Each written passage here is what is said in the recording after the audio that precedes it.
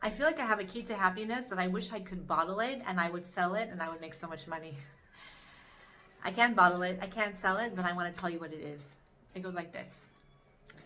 During Pesach, I should say before Passover, I bought myself a present. What was this present that I bought myself and for my family? A milk frother. That's right, splurged $30 and I got this thing that heats up the milk and makes it very, very frothy. It makes my instant coffee into a very fancy latte kind of coffee. It's yummy. It makes my chilled hot chocolate into a very fancy hot chocolate. And we were having fun with it. Pesach ended. I must say, Pesach was absolutely beautiful and it was absolutely exhausting. And I go back to work. Now, before I went to work, I wanted to make myself my frothy coffee. So I knew I had bought a whole container of milk the night before. And I opened up the refrigerator door to take out the milk to make my frothy coffee. And guess what? It was empty. It had been put back into the refrigerator, empty. And in that moment, I was so upset. And I was like, they are so inconsiderate. And why they put back an empty container? And I want my coffee. And I was getting all worked up about my coffee that I wasn't having.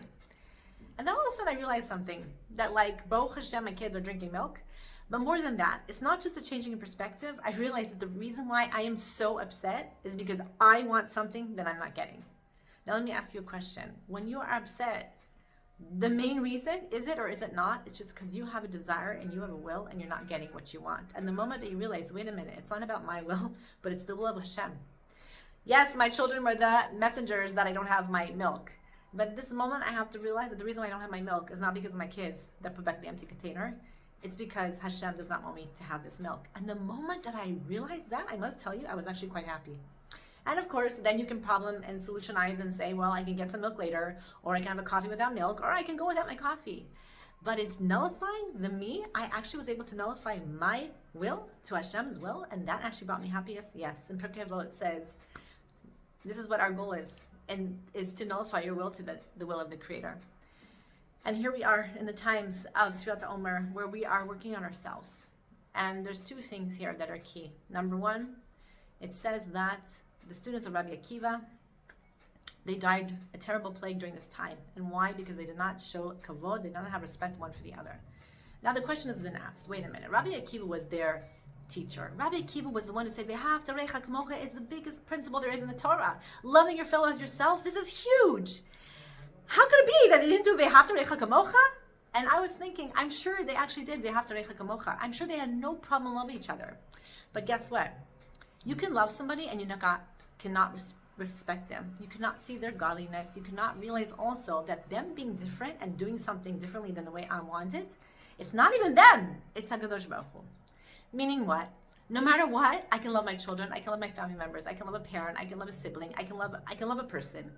But the moment I'm starting to think about how I want them to be doing something different, I want them to understand my way, I want them to see life the way I do, I want them to live what I want them to be living, I get upset. Why? Because I want.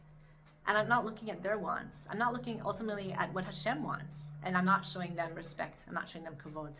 During this time, it's time to nullify our wants. To who? To our Creator. And if you see the time between, it's brought down from Leila Seder, says the Zohar Kadosh, when you're eating your lechem amuna, your bread of amuna, and you have your matzah, which is lechem amuna, and you work on yourself these 49 days, and you get to that 50th day, guess what? It's actually 51. 51 from Leila Seder into when? Shavuot. Guess when there's also 51 days it's brought down? It's from Rosh Chodesh Elul, when a person starts working on themselves, doing tshuva, thinking about contemplating, to when? To Hoshana Rabbah. We know that in Rosh Hashanah, the decree is written down. We're judged. And what are we saying all of Rosh Hashanah? Hashem, you are the king. The moment we're saying you are the king, I'm nullifying the me, and I'm turning the ani into ein, which is nothing, because Hashem, you're the king. You decide. It's all about you. You decree. In Yom Kippur, it's sealed, and Hoshana Rabbah, it's sent off on the 51st day. It is brought down that a person who works on themselves, from Leila Seder into Shavuot, nullifying your will. Yes, loving, but not only that, giving kavod to the other person. It's not about what I want. It's about what Hashem wants. It's about what they want also. Guess what? You will arrive at Shavuot. It is written down.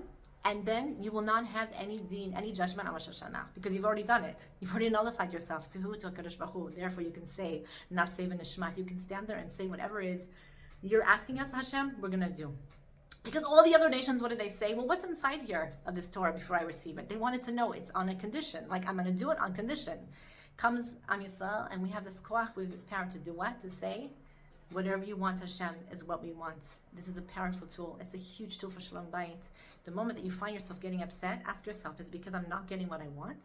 And in that moment, if you can nullify your want to what Hashem is wanting, which means the reality that I'm in right now, in that moment, I'm telling you, you will be so much happier.